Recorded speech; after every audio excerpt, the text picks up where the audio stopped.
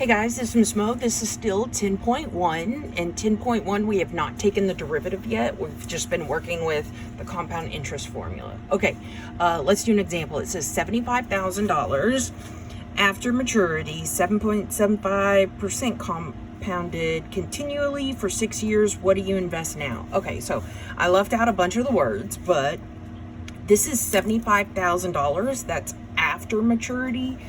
That means after the years have passed. So if we're looking at our formula of A equals PRT, this $75,000 is the A because it happened after maturity, as in it happened at the end.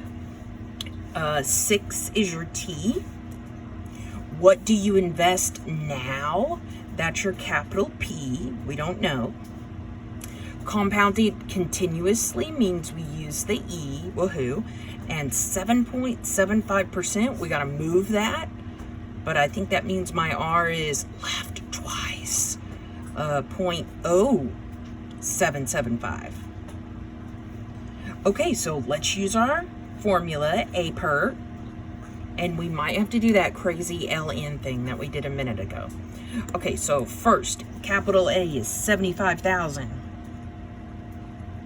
Equals capital P is, well, poop, we don't know.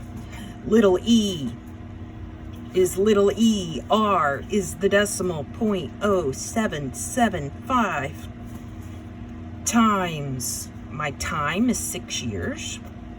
Okay, and then it said, how much do you need to invest now? That's finding P. Well, we technically already did this problem. The very first problem we did, only we didn't know what we were doing. Okay, to solve for P, we're gonna figure out all that E stuff in your calculator and then divide it off. Okay, so let's go. We're gonna figure out all this E stuff in our calculator, and then we're gonna divide it off.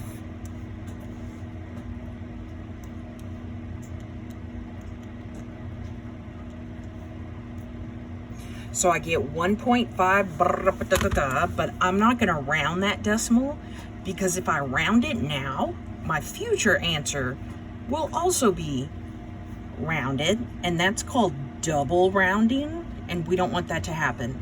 So instead, I'm just gonna write the word decimal. Yeah, okay. And then I'm gonna show you that to get P by itself, we're gonna divide off by this decimal. And I'm not gonna round it.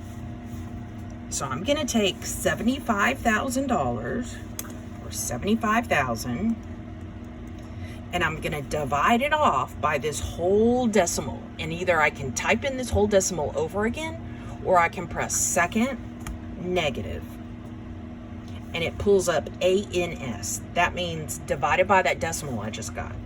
Hey, and I got 47,110.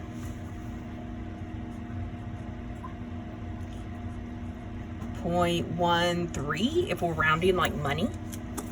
So it's saying I need to invest $47,000 now so that it can be $75,000 in 6 years. Let's keep going. Okay, this one says we have an investment of $50,000. Well, that's capital P. Okay, then it says after 7 years, okay, that's T, 7 years, it's 60,000, that's capital A. Compounded continuously means little e. Annual nominal rate, what the poop? That means R for rate. Okay, so let's use our formula. A equals PE to the RT. So we're gonna have capital A is 60,000. Capital P is 50,000. Little e to the R, I don't know my R, darn, times T, R times 7. Okay, good. And then now we have to get the R by itself. Well, to get R by itself, we're gonna go very slowly, and we're gonna make things disappear around it. But we're not gonna move that 7 yet, because that 7's attached to the E. I can't do anything with that E because that E is attached to the 50,000. But the 50,000 I can definitely take care of. That sucker is multiplied, so we're going to divide it. And if the decimal comes out pretty, that would be perfect.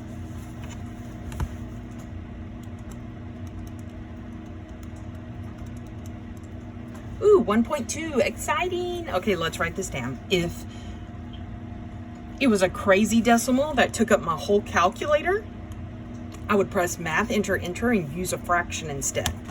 Don't worry, I'm sure we'll do one. So 1.2 equals e to the, what's r times 7? Oh, that's 7r. Okay, if you forgot what the heck you're doing by now, remember we're trying to solve for r. And if we look at our tricks for how to find r, it says plug in APT, we did that. Divide both sides by the p, we did that. Throw a ln on both sides. Oh my gosh, this thing is back again? Okay, ln. And the whole purpose of a ln is it cancels out that letter e. Yes, that's real. So we get ln 1.2 equals, no more ln, no more e. All we have is a big fat 7r. Okay. Now, how do you get rid of a 7 multiply r? You divide by 7. So my r is going to be ln 1.2 all over 7. And when I type that in my calculator, I'm going to press ln, the 1.2, then close parentheses divided by 7. If you don't close your parentheses, I'm not sure if you'll get the right answer. So ln 1.2, close your parentheses, divided by 7. And I got something really tiny, which freaks me out, but it's okay because I'm finding the interest rate, and our interest rates are supposed to be decimals. So it's okay that I'm freaked out. Okay, so I get r equals 0.02604. Yeah, okay. And remember, interest rates are percentages. This is just a decimal. So what I'm gonna do now is I'm gonna change this to a percentage by moving the decimal twice to the right. And I get 2.604%. And let's say they wanted just one spot after the decimal. I would just say r equals 2.6, done. Because that 0 next to us makes us stay at 2.6. Okay, let's do another one. Let's say I want to know the years it takes. So t equals question mark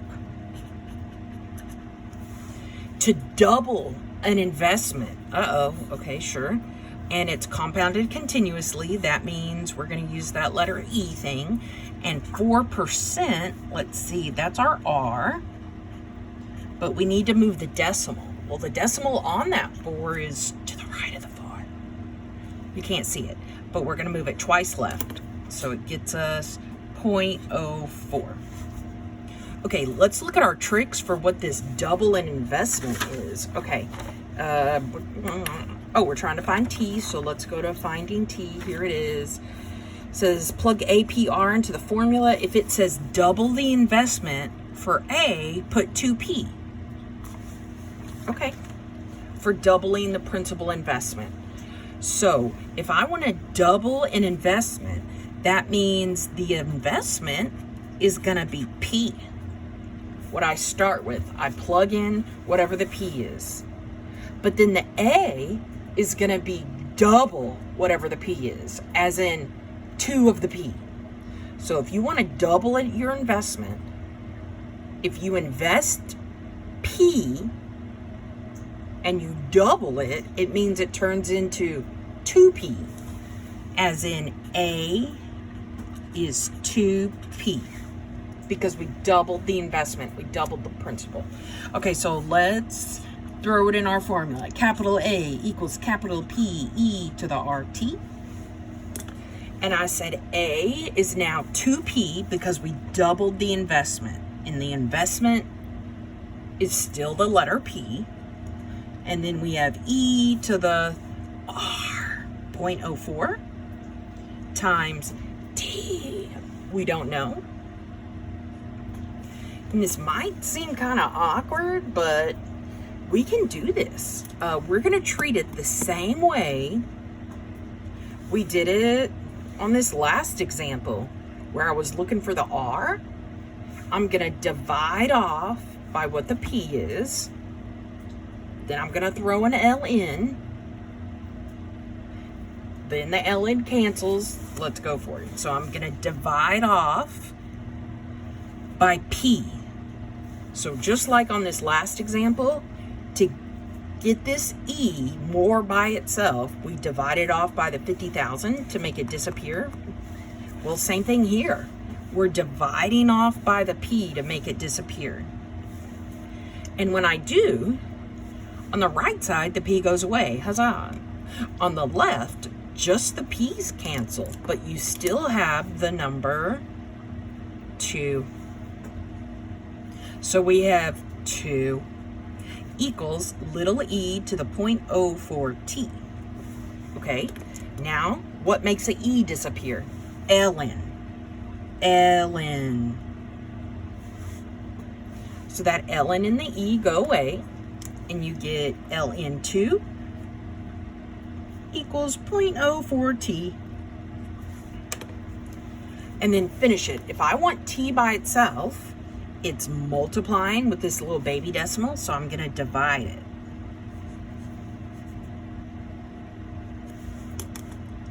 And then in my calculator, I'm going to type ln 2, close parentheses, divided by 0.04. If we don't put that close parentheses, it probably won't give us the right answer.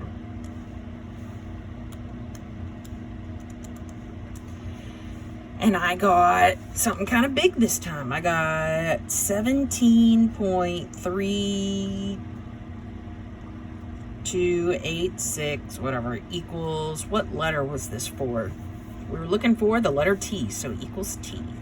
And I think they usually have your time answers as whole numbers. So let's round this to the nearest whole number. It's not 18. It stays at 17 because of this 3 that we're attached to. So T equals 17. If your homework tells you to round to something different, do what they tell you to round to. Okay. Last one before the next section. It looks kind of scary, but it's okay.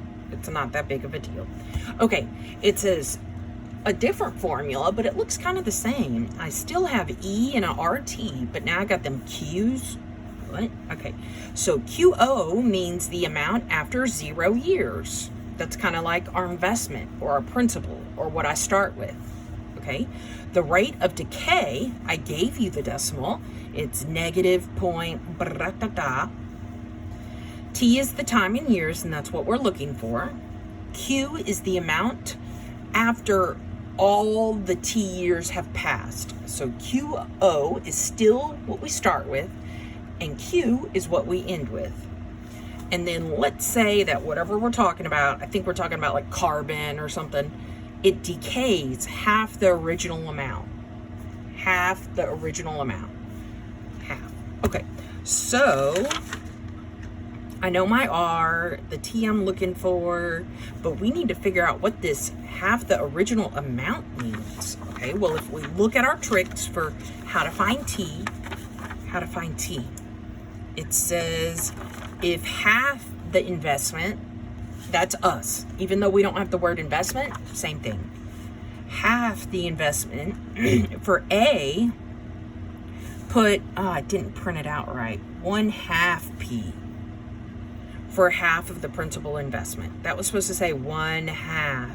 So if we double, we say 2P. Triple, 3P. Half, 1/2 P. Okay, but the thing is here, we don't have the letter P anymore. We have a different letter. So it says we decay half. So that means definitely half. And then the original amount is whatever we had after 0 years at the very beginning. And the stuff we had at the very beginning was QO. So it says half the original amount. Half is the 1/2. The original amount is what we started with before any years have passed or after 0 years have passed. And our end result is half the original amount. Well, our end result is the amount after all of your t years.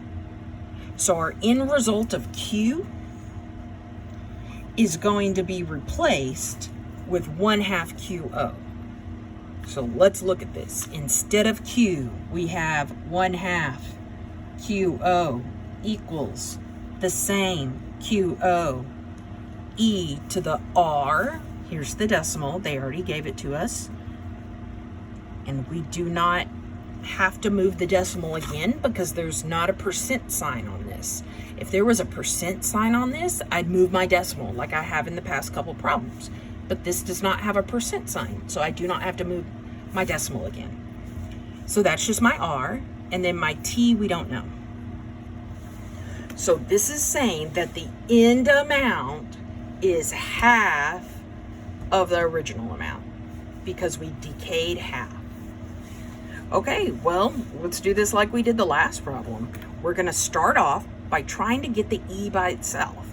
Well, to make the E disappear, I need this QO to go away. So I'm going to divide it off because that QO or Q0 is multiplying with the E. So I'm going to divide it off. And we're going to get 1/2 equals E to the negative blah, blah, blah, blah, blah, blah, blah, blah, blah. Okay, now to make a E cancel, remember you put a LN on both sides and it cancels out that E. So we have LN 1/2 equals the LN and the E canceled. All we have is this crazy decimal, but now it's big and normal. Then to finish it, we're going to divide off by this decimal that's squished up on that T. I'm just going to write divide by the decimal because I'm too lazy. Okay. And then when I go to my calculator, I'm going to type the LN button. 1 divided by 2, close parentheses, divided by that decimal. So let's see here. We're going to have LN 1 divided by 2, close parentheses, divided by that decimal, negative 0.000353. Bam! Okay, and I get, what letter are we even looking at? Oh, we're solving for T. My bad. So T equals 1963.5, I guess. And T is in years. And let's say they want it to the whole number. Then this would be 1964. And this does not mean in the year of 1964. This means 1,964 years later. And I think this problem was talking about like radiocarbon dating, as in the amount of carbon left in a bone almost 2,000 years from now, if it's just been sitting in the ground. Yeah, that's what this problem was talking about.